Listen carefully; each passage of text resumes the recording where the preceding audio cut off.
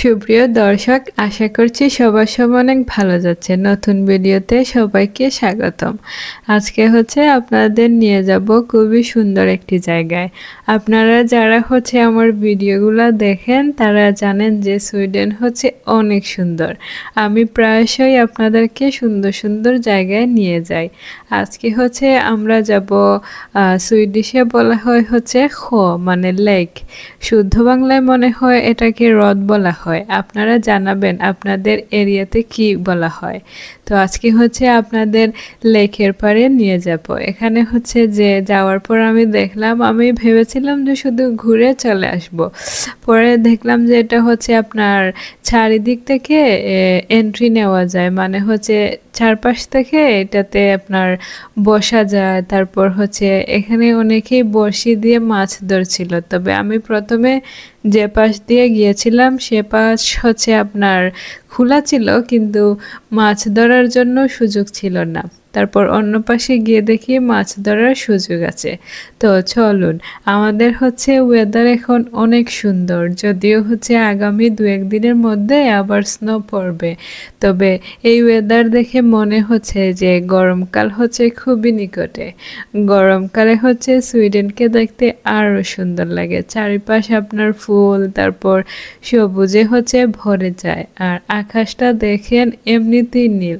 সুইডেনের আকাশ সবসময় পরিচ্ছন্ন। সবসময় যখন আপনার সানি ডে থাকে তখন এইরকম নীল থাকে, আরও বেশি হয়। তবে আজকেও মন্দ ছিল না। তো আমি আমার ঈদের ড্রেসটা পরি, তারপর বেরিয়ে যাই। তো আপনারা আমাকে কৌতূহলবশত জিজ্ঞেস করেন যে আপু আপনি কি বিবাহিত? হ্যাঁ, আমি বিবাহিত।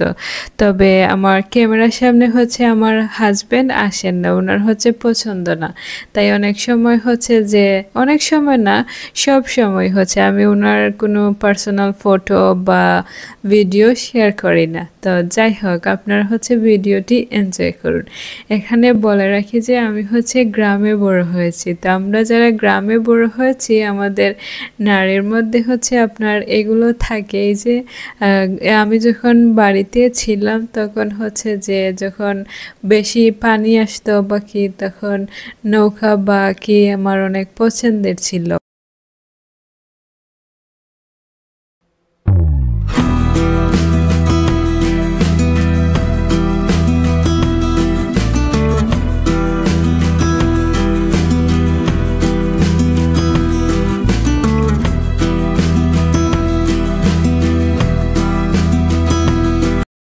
আমরা যারা গ্রামে বড় হয়েছি, এগুলো আমাদের নারীর মধ্যে, এই যে লেকের পাড় বলেন বা নৌকা বলেন কি বলেন, এগুলো টানে অনেক। এই যে পরিবেশটা আমাদের বাড়িতে অনেক কি ছিল এরকম, শীতকাল যখন শেষের দিকে আসতো সেম এইরকম অনুভূতি হতো। আমি যে এইখানে জুতো তারপর মোজা খুলে অনেকক্ষণ বসেছিলাম। বিশ্বাস করেন, মনটা অনেক শান্ত হয়ে গিয়েছিল। তারপর যখন বাসায় আসি, কথায় আছে যে আপনি যদি ভালো কিছুর মধ্যে থাকেন সেটা আপনার চেহারাতেই ফুটে ওঠে। তো আমি যখন বাসায় আসছিলাম তখন আমার অনেক ভালো লাগছিল, আর ঘুম ঘুম পাচ্ছিল। মনে হচ্ছিল যেন অনেক শান্তি প্রশান্তি কাজ করছিল। এই এরিয়ার নাম আপনার উপল্যান্ডস বেসবি। আর এই যে দেখেন, সুইডেনে প্রায় এইরকম সিনারিও দেখা যায় যে এই এরিয়ার নাম উপল্যান্ডস বেসবি। এই যে দেখেন, ওয়াও, অনেক সুন্দর লাগছে তাই না? এটা সূর্য। তো সুইডেনে এরকম সিনারিও অনেক, যে খোলা মাঠ, তারপর যে এইরকম আপনার নেচার সুইডেনে এটা প্রায়। তারপর অনেক সময় আছে যে, অনেক সময় না, মোটামুটি সব বাসারই অনেক সময় 3-4টা বাসার একসাথে মিলে দেখা যায় যে মাঝখানে একটা পার্ক, মানুষজন গিয়ে বসতে পারে, বাচ্চাদের প্লেগ্রাউন্ড এইরকম। তো এখানে যে বাংলাদেশে থাকলে আমার এরকম সাহস হতো না যে একা একা যাই বা কি, কিন্তু এখানে একা একা। আর সুইডেনে মানুষজনের সংখ্যা কম, তাই জন্য তেমন একটা মানুষজন দেখা যায় না। তবে আমি গিয়েছিলাম ভালো টাইমে, আমার সাথে অনেকের দেখা হয়েছে, ওনারা বড়শি দিয়ে মাছ ধরছিলেন। আমি ভিডিও নেই নাই, কারণ ওরা নিজেদের পার্সোনাল সময় কাটাচ্ছিলেন। তো আমি আর কি করি নাই। তো যাই হোক, এটা হচ্ছে যে বাংলাদেশ, তো এটা হচ্ছে যে বাংলাদেশের মেঠো পথ বা মাঠ দিয়ে হাঁটতে যেরকম লাগে আমার সেরকম অনুভূতি হচ্ছিল। আর আমি হচ্ছে চারদিক দেখছিলাম যে মানুষজন দেখা যায় কিনা। এই যে এটাকে হচ্ছে আপনার আমি জানি না আপনারা কি বলেন, আইল বলে, এইরকম রাস্তার মতো ছিল, আইলের মতো। তো এটা হচ্ছে আপনার জঙ্গল ছিল, মানুষজন হেঁটে হেঁটে রাস্তা অটোমেটিক তৈরি হয়েছে। ওয়াও, এই কালারটা অনেক সুন্দর, সোনালী রঙের, তাই না? সূর্যের আলো পড়ছিল তখন আরো বেশি কি হচ্ছিল, সোনালী রং ধারণ করছিল।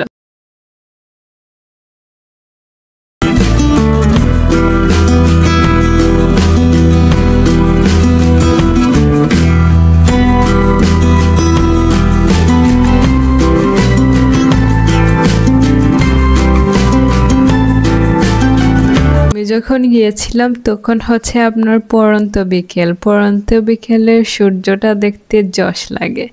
তো এইটা হচ্ছে আপনার মাছ ধরার জন্য তৈরি করা এই লেকটা। হ্যাঁ, দুপাশ, তারপর হচ্ছে আরও সামনে আছে, আমরা হচ্ছে ভেতরে যাব। তবে আমি যেটা দেখলাম ওদের সাইনবোর্ডে লেখা যে আপনারা যদি ফিশিং নিতে চান আগে হচ্ছে আপনাদের বুকিং নিতে হবে। এটা হচ্ছে যে ফিক্স করতে হবে আপনাকে আগে যাওয়ার আগে, এই আর কি।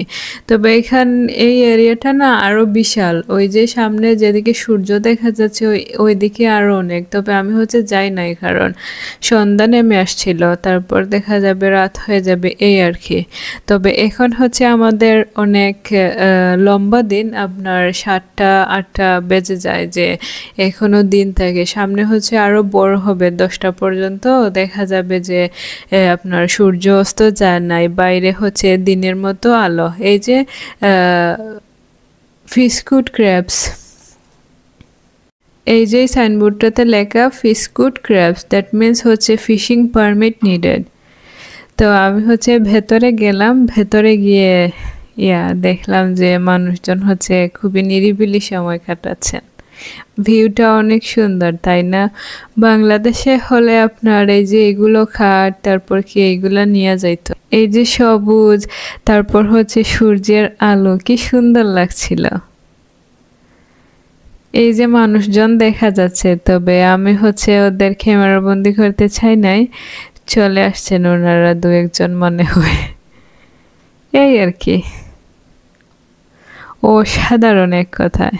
সৃষ্টিকর্তার সৃষ্টি দেখেন কত সুন্দর, তাই না? এখানে হচ্ছে আপনার ফুল ফুটাও শুরু হয়ে গেছে।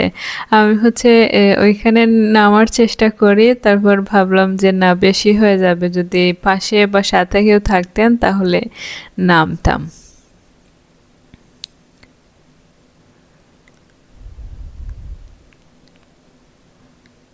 এটা হচ্ছে এই লেকটা আর অন্য পাশ। আগে হচ্ছে আমি এই যে ডান দিকের ওই পাশটাতে ছিলাম, এখন হচ্ছে এই পাশটাতে আসছি। তবে আমার কাছে এই ভিউটাই সুন্দর লাগছে অনেক।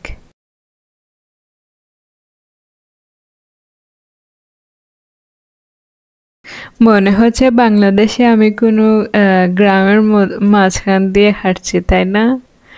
আমার কাছে তাই মনে হচ্ছিল।